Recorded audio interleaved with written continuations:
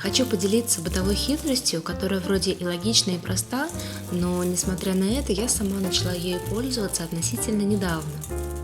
Как вы уже, наверное, поняли, речь пойдет о фасоли.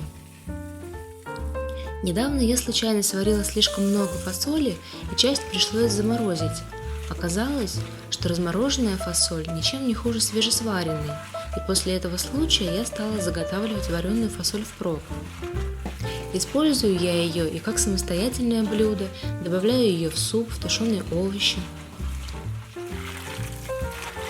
Итак, как я заготавливаю фасоль? Перед тем, как фасоль сварить, я ее промываю в проточной воде и вымачиваю в питьевой воде как минимум ночь.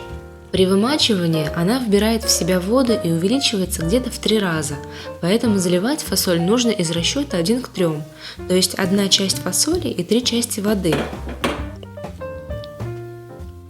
Если после замачивания немного воды осталось, я ее сливаю и для варки заливаю свежей питьевой водой.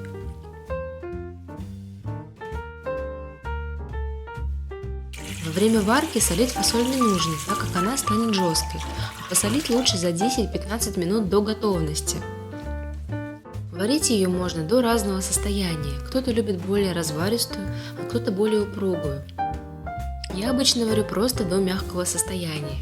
Оставляю ее на ночь, чтобы она полностью остыла, а утром сливаю оставшуюся от варки воду, которую потом использую для приготовления супа. А фасоль фасую по контейнерам или пакетам и убираю в морозилку.